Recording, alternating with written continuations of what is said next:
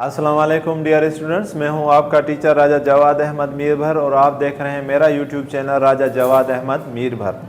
आज हम जो है मैट्रिक क्लास का चैप्टर नंबर 5 एनवायरमेंटल केमिस्ट्री का चैप्टर नंबर 1 नहीं बल्कि पार्ट नंबर 1 एटमॉस्फेयर, क्योंकि इसके दो पार्ट हैं, एक एटमॉस्फेयर है, दूसरा है वाटर पे। दोनों एनवायरमेंटल केमिस्ट्री के ऊपर ही जो है वो चैप्टर हैं, तो उसके हम एमसीक्यूज करने जा रहे हैं। 10 एमसीक्यूज है।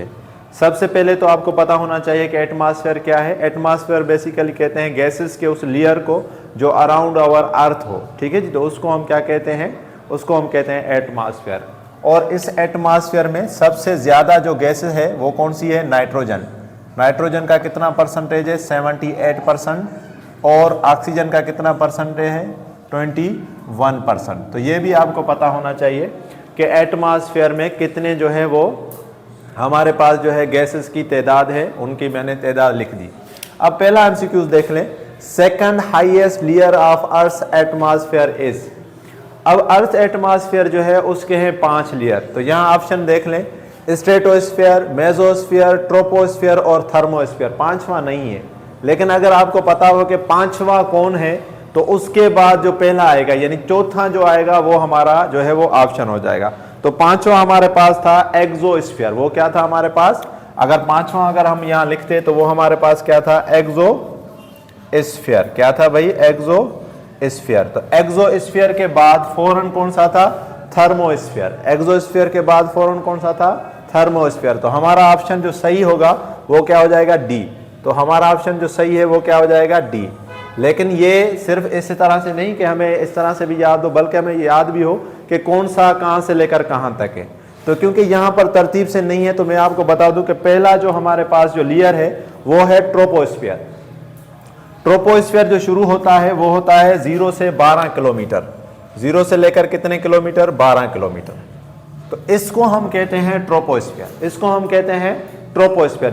जो आप ऊपर जाएंगे, हाइट पे जाएंगे, तो ट्रोपोस्फीयर पे जैसे जैसे आप ऊपर जाएंगे, इंक्रीज करेंगे, जैसे जैसे आप जो है अल्टीट्यूड को आप इंक्रीज करेंगे तो वैसे वैसे आपको जो है वो वेदर जो है वो मिलेगी कूल, आपको ठंड मिलेगी। जो आप ऊपर जाएंगे तो आपको जो है वेदर क्या मिलेगी?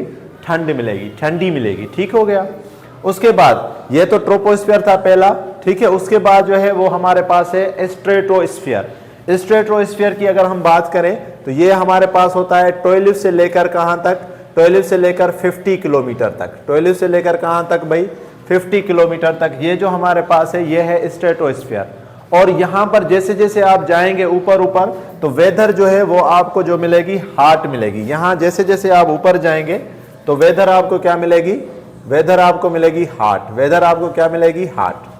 ठीक है।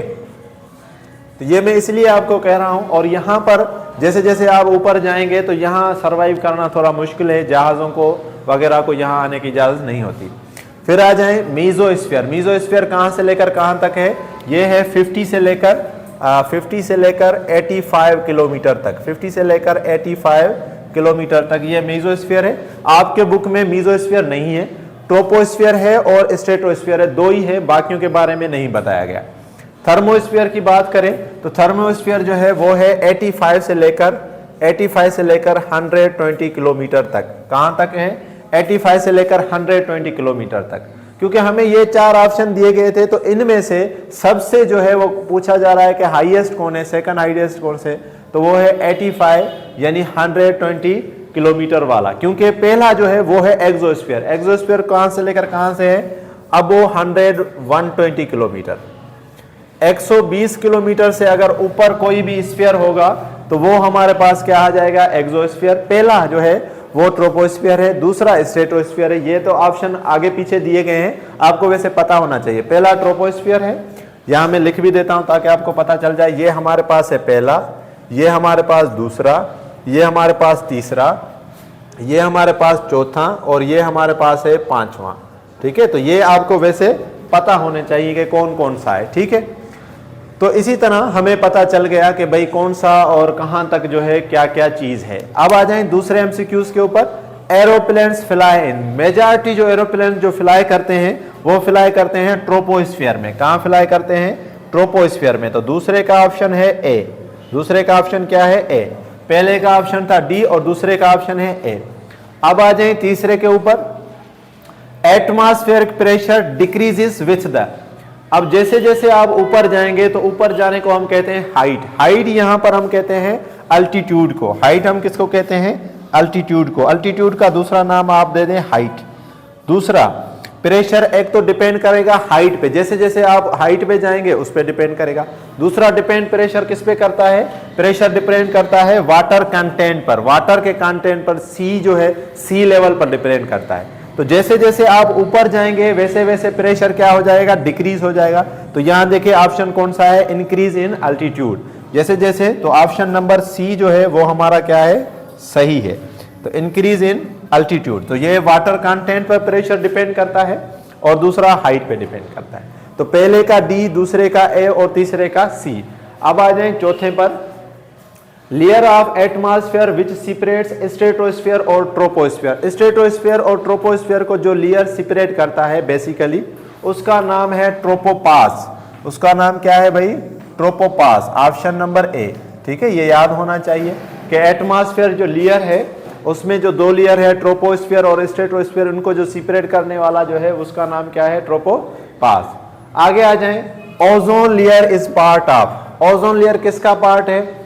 मेसोस्फीयर का, स्ट्रेटोस्फीयर का, थर्मोस्फीयर का या ट्रोपोस्फीयर का? तो वो पार्ट है किसका? स्ट्रेटोस्फीयर का। किसका पार्ट है जी? स्ट्रेटोस्फीयर का। और स्ट्रेटोस्फीयर हमें पता है कि कहां से लेकर कहां तक है? स्ट्रेटोस्फीयर हमें पता है कि वो है 12 से लेकर 50 किलोमीटर तक। तो इस 12 से लेकर 50 किलोमीटर तक जो ओजोन है, ओजोन का फार्मूला आपको पता होना चाहिए। ओजोन का फार्मूला है O3। क्या है फार्मूला? O3। और ओजोन का जो ड्यूरेशन है वो स्ट्रेटोस्फीयर में कहां से लेकर कहां तक है? 25 से लेकर 30 किलोमीटर तक। ये जो दायरा है इसको हम कहते हैं ओजोन लेयर। ये बेसिकली क्या करेगी कि जो यूवी लाइट है, अल्ट्रावायलेट लाइट है ना, यूवी जो लाइट है, अल्ट्रावायलेट लाइट जो है उसको अर्थ तक आने नहीं देगी। अल्ट्रावायलेट लाइट को जमीन पर आने नहीं देगी। लेकिन जब ओजोन लेयर डिप्लेशन हो जाएगा, ओजोन लेयर जब खत्म हो जाएगा, जैसे कि हो भी रहा है, तो डिप्लेशन जब हो जाएगा ओजोन लेयर का, जब डिप्लेशन ऑफ ओजोन लेयर अगर हम कर दें तो हमारे पास डिजीज ज्यादा हो जाएंगी, स्किन कैंसर ज्यादा हो जाएगा। स्किन कैंसर ज्यादा हो जाएगा, डिजीज जो है वो बढ़ जाएंगी, इन्फेक्शंस ज्यादा से ज्यादा हो जाएंगे, इन्फेक्शंस भी ज्यादा से ज्यादा हो जाएंगे। तो ये बहुत ज्यादा अहम है जिसको हम खत्म कर रहे हैं आहिस्ता आहिस्ता से। आप देखेंगे कि एसिड रेन हो रहा है, ग्लोबल वार्मिंग हो रही है, तो उससे हमारा ओजोन लेयर जो है वो खत्म हो रहा है। हमारे पास एक ही धरती है। एनवायरमेंटल केमिस्ट्री पढ़ने का मकसद ही यही है कि अपनी ज़मीन को बचाएं। ज़मीन को बचाने के अलावा जो जो भी ज़मीन पे चीज़ें हैं सर्वाइव करने के लिए, उन सारी चीज़ों को भी बचाएं। अगर ज़मीन नहीं रहेगी तो और कोई प्लानेट हमारे पास नहीं है जहाँ जाके हम ऑक्सीजन ले सकें और जिंदा रह सकें। आगे आ जाएं, which is not part of green house gases. अब ग्रीन हाउस गैसेस में आपको मैं बता दूं कि कार्बन डाइऑक्साइड भी ग्रीन हाउस गैसेस का पार्ट है। मीथेन, मीथेन का फार्मूला है CH4, ये भी ग्रीन हाउस गैसेस है। नाइट्रस ऑक्साइड, ये भी ग्रीन हाउस गैसेस है। तो ये तीनों के तीनों तो ग्रीन हाउस गैसेस है, लेकिन हमसे पूछा जा रहा है कि not part of green house gases. जो ग्रीन हाउस गैसेस का पार्ट नहीं है तो वो कौन सा नहीं है? वो है ऑक्सीजन। वो कौन सा है? ऑक्सीजन। Option number D.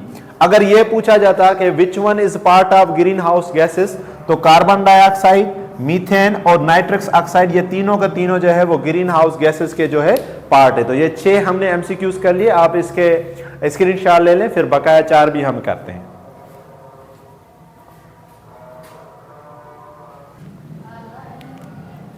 चलें जी, अब हम जो है वो बाकी इसके करते हैं 7, 8 और 9 और 10। पहला देखें, second most abundant constituent of dry air in terms of volume after nitrogen. अब सीधा सीधा इसने पूछ लिया कि नाइट्रोजन के बाद एयर में सबसे ज्यादा जो गैस है वो कौन सी है? तो वो कौन सी है? ऑक्सीजन। वो कौन सी है?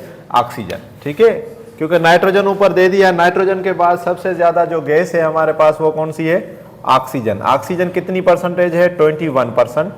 ठीक है, और नाइट्रोजन कितनी है? 78%। पहले ही हमने लिख लिया था। तो आपको पता होना चाहिए। ऑप्शन में इन्होंने दे दिया नाइट्रोजन के बाद कौन सी है, ऑक्सीजन।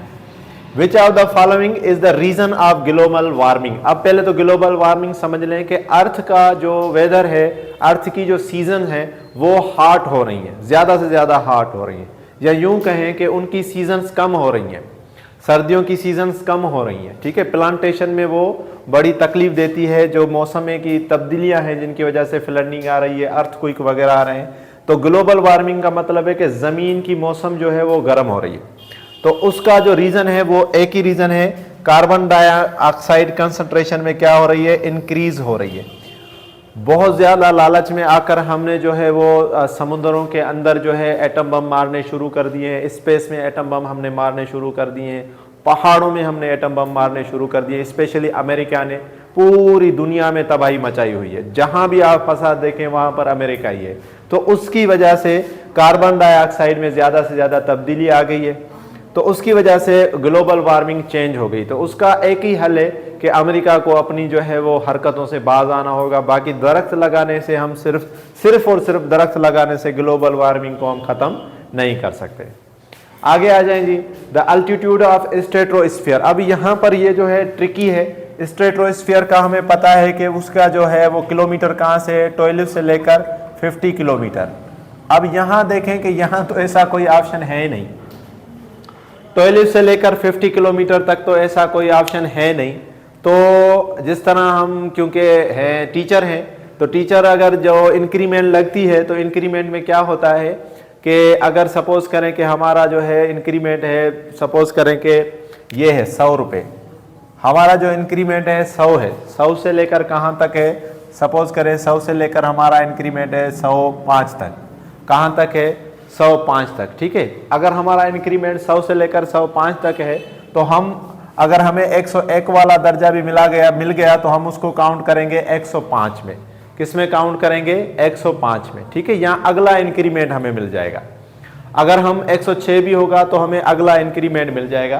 तो यहाँ भी देखें कि 12 से 50 किलोमीटर है। वैसे आप इसका जवाब खुद भी चेक कर लीजिएगा, जब भी करें तो 40 से 45 किलोमीटर भी कर सकते हैं, और 12 से 50 तो यहाँ पर 50 भी है, तो गो फॉर ऑप्शन बी। हम ऑप्शन बी को इस मर्तबा कर देते हैं। वैसे आप खुद भी देख लीजिएगा, अगर ये जवाब सही आपको मिल जाए कहीं से किसी और टीचर से तो आप कंफर्म कर लीजिएगा, क्योंकि 50 इसमें है।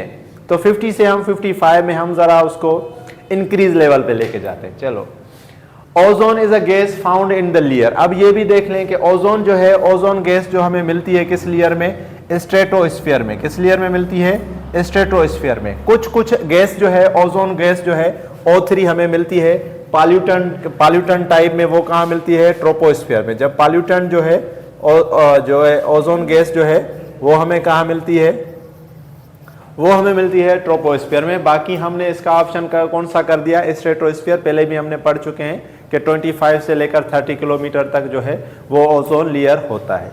तो होपफुली आज का लेक्चर आपको समझ आया होगा। अगर कोई भी सवाल समझ ना आया हो तो कमेंट करके पूछें। Thank you, thanks for watching.